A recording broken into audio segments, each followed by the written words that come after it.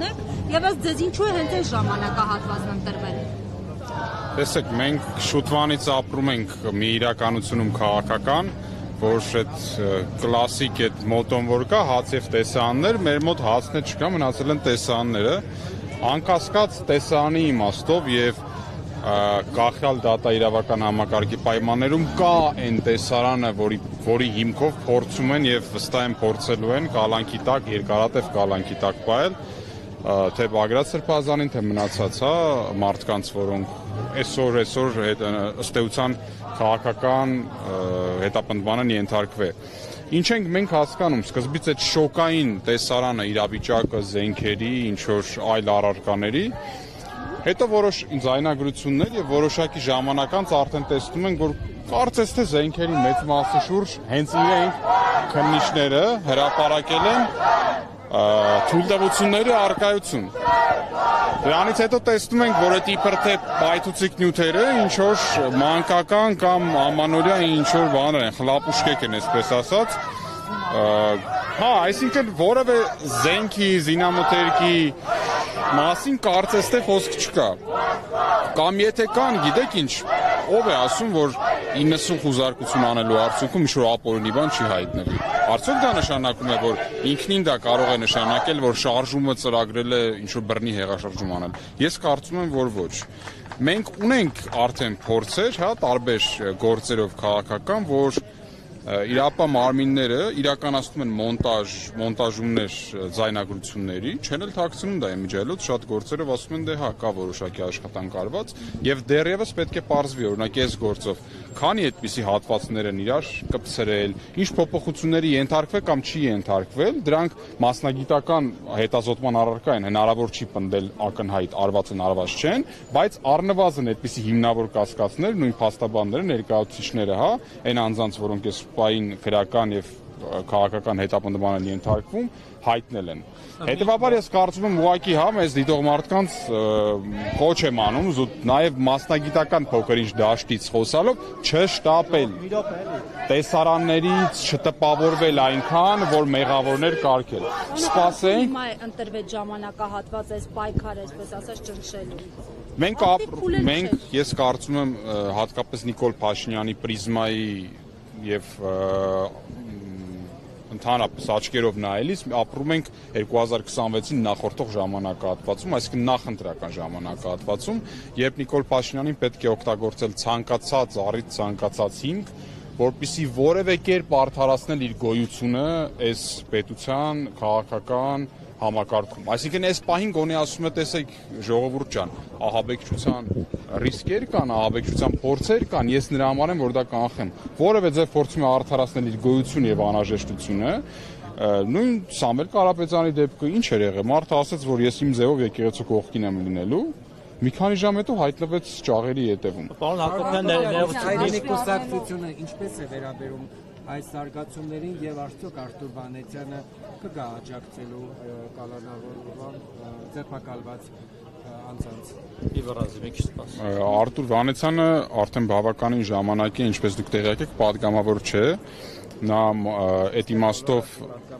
չէ, որպեսզի որ թողեք վերջացնեմ, երևի պարզ կդառնա ինչ եմ ասում։ Պատգամավորները ունեն հնարավորություն լիազորություն բացի փաստաբաններից մուտք գործել ազատազրկված անձանց մոտ, էնել, եթե այդ սահմանափակումը դրված չէ։ Իսկ եղել է որևէ դեպք, որ Արտուր Վանեցյանը քաղաքական հետապնդման ենթարկված անձանց աջակցությունը չհայտնի։ Ես կարծում եմ Արտուր Վանեցյանը շատ բաց է միջալոց դրատվամիջոցների հետ շփման առումով, դուք այդ արդյոք ունենաք իրան այդ հարցերը կտակ։ Վերջին անգամ Սամվել Կարապետյանի դեպքում այստեղ էր, այսօր այստեղ չէ, դա որևէ քաղաքական մոտեցումների ճաշակի տարբերություն չէ։ Հիմա ես արտոնված եւ լիազորված չեմ իր կյանքի բոլոր ժամերի զբաղվածությունները իլուր հանրության հայտնելու, եթե ինքը հարկ համարի, անպայման կխոսի։ է կարելի է։ Պարոն Հակոբյան, դուք խոսեցիք նրանից, որ նախընտրական 26 թվականն է մոտենում, հա, երևի Փաշինյանի համար, բայց հետաքրքիր է, որ այն ինչ որ իրենք հրապարակել են, չգիտեմ դա իրական է թե ոչ, բայց CVKM-ը փակել էր ամսաթիվը, հետո քննչականը որ հրապարակեց, ամսաթիվը փակած չէր, վրան գրած էր 2024 թվական։ Գուցե այդ խոսակցություններն էլ եթե իրական են, օրինակ սարքած չեն, դրանք էլ են օրինակ անցած տարվա։ Այն չհաջողված հեղափոխության փորձը։ Հիմա հետին թվով եկել են ուզում եմ մարդկանց ասել եկեք պատասխան տվեք։ Այդտեղ հետաքրքիրը գիտեք որն է, որ քանի որ CVKM-ը որպես լրատվամիջոց ամեն դեպքում երևի ավելի լավ հասկանալով այդ շոկային տպավորություններ թողնելու տեխնոլոգիային փակել էր։ Այսինքն ի տարբերություն ԵԱՊ մարմիններին նրանք մի երկար էին մտածել, որ որպեսզի տպավորություն լինի, պետքա ինչ-որ ակնհայտ գործի խփել։ Այո, ակնհայտ այդ զառանցանքի հասցնող, հա, վարկածի իմաստով գոնե ծրագիրը, գոնե ժամանակահատվածը փակեց, որ չասեն, այդտեղ եթե թեմա էր սա ակտուալ, գոնե կարող անցած տարի էր ակտուալ այս թեման։ Իսկ արդեն այդ տպավորությունների ֆոնի տակ գուցե իրապահները էլ չեն մանրացել, հա, զենքերի լիցենզիաների հետ միասին նաև բացել են, որ այդ ծրագիր կոչվածը, եթե իհարկե դա որևէ մեկի կողմից էլ գրվել է, անցած տարվա մասին ա եղել եւ անկեղծ ասած այդ ծրագիրը, որ ես կարդացել եմ երեք, գոնե ծրագրի մեջ ոչ մի այդպես ապօրինի բան չկա, էլի, ինչն է այդտեղ ապօրինի։ Լավ խմբեր ձևավորել քաղաքական պայքարի համար խմբեր ձևավորել եւ օրինակ փողոց փակելու համար աշխատանքի բաժանում անել է։ Եվ ռիլսեր նկարելը, հա, ամենակարևորը։ Ինչ որ խնդրեմ կա օրենքի տեսանկյունից։ Բայց մի բան հասկանա, երկու բան եմ ասում։ Կարող է ինչ որ վերեդոզ էր մեդիայի տարբեր տեխնոլոգիա, ես չգիտեմ, լավն էր, վատն էր իմ գնահատելունն չի, բայց ես կոնկրետ այդ թղթապանակի մեջ ինչ որ խնդիր չեմ։ Երկու բան եմ ուզում ասեք դուք որպես TikTok-յան հարթակում ակտիվ լինել։ Գուցե խանդի տեսարաններ ազուտ իշխանական մեզայի չեմ կարող։ Երկու հարց եմ ուզում անդրադառնալ որպես իրավաբան եւ նաեւ քաղաքական մասով։ Քաղաքական առումով նախ այդ պլանով հնարավոր է հեղաշրջում կամ հեղափոխություն անել, արդյոք դա արդյունավետ մեթոդ է, թե տրամաբանորեն եթե հնարավոր լիներ հենա կանային, եւ երկրորդը իրավական առումով, եթե դա արդեն ժամկետանց է 2024 թվականի համարենք որ իրական է, ինչ որ միտեղ ինչ որ մեկի դարակում եղել է Civic-ի ակտորը տվել է, մի վարքան, հա, այդ հետին թվով հնարավոր է դրա համար մարդկանց կանչել պատասխանատվության մի բանի, որը իրենք ենթադրաբար թեկուզ ուզեցել են անել, պլան ունեցել են, բայց չեն կարողացել կամ չեն արել։ Նայեք, մի բան ձեր ասածի ենթատեքստում ասեմ, հա, մենք մեր անձնական զրույցներում, չգիտեմ, զրուցարանում նստած կլինի, մեկից գրասենյակում կլինի, ինչ որ քաղաքացու հետ զրուցելիս, կարանք էմոցիոնալ, բարկացած ինչ-որ բաներ ասենք, որ մենք իրականում նպատակա ուղղված չենք անել, ու այդ ինչ-որ բանը կարա վերաբերվի մեզ ինչ-որ ծանոթին, կարա վերաբերվի իշխանական մարմինների ներկայացուցիչներին, ես նկատի ունեմ կոպիտ ագրեսիվ բաներ, օրինակ սրա գլուխը արժի էլի ջարդել, օրինակ ես ու օրինակ չգիտեմ, վահեն կարող է տեսախցիկներից այն կողմ այդպիսի բան խոսենք, բայց իրականում ոչ մեկս այդպիսի նպատակ չունենա, չասեմ օրինակ, էլի, օրինակ։ Այսինքն իրավական տեսանկյունից կարևորը թե դա ինչքան իրական է եղել այդ նպատակադրումը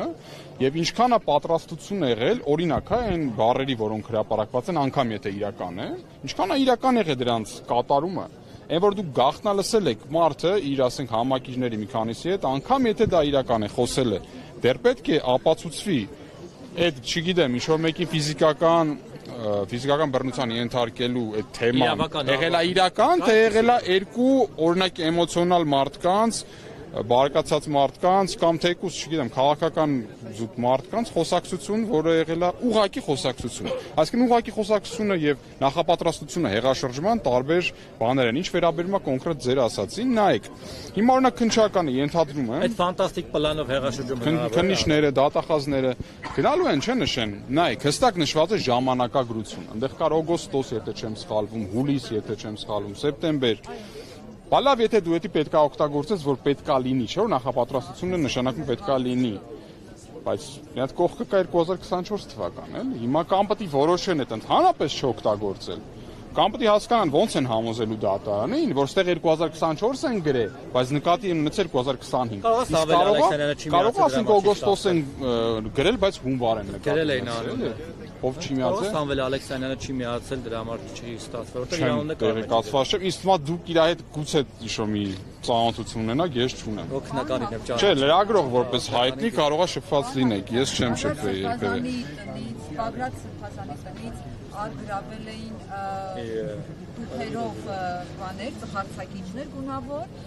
արգրավել էին մի բուրմեղ, ինչպես ասաց Սերգեյ Հարությունյանը փաստաբանը, եւ արգրավել էին պոլիփայտ։ Դրանցով ինչքանով է հնարավոր ահաբեկչական գործողություններ իրականացնել, որը նկարագրվում է հաղորդագրությունում։ Պոլիփայտի հետ կապված, չգիտեմ, գուցե ինչ-որ մարդկանց հոգեկան, հոգեբանական խնդիրների եւ ֆանտազիաների ոլորտից է, թե ինչի կարող էր դա պետք գալ, կարելի է միայն ենթադրել։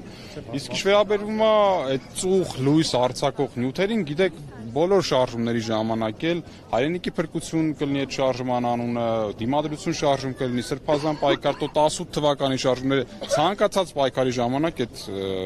ուշադրություն գրավելու ինչ-որ մի տպավորություն թողնելու այդ ծուխերը լույսերը օգտագործվել են, անգամ ֆուտբոլային հանդիպումների ժամանակ է օգտագործվում եւ անկեղծ ասած զավեշտալի է համարել, որ դրանով հնարավոր է ինչ-որ ֆիզիկական ներգործություն պատճառել այն ոստիկանության պայմաններում, որը չի խորշում ինչ հնարավոր ու անհնար զենքերից ասել կրակել ժողովրդի վրա։ Մենք այդ տեսել ենք մարդիկ անգամ այո, թեկուզ իրանց մեղքով որոշակի իմաստով անզգուշության պատճառով, բայց ինչևէ, այնպիսի սարքեր են եղել, որ ձեռքից են, դաստակից են զրկվել, ինչի մասին է խոսքը։ Հետևաբար դրանք լուրջ չեն, ես կարծում եմ պետք է հետևենք նաև փաստաբանների ներկայացուցիչների արձագանքներին, որոնք անգամ այս ծանր պայմաններում արգելքների որևէ տեղեկատվություն տալու, կարծում եմ կփորձեն հանրությանը ամեն դեպքում ակնառու դարձնել նախաքննական մարմնի թերությունները։ Դատավոր մասից մեր քննեցին ջարդի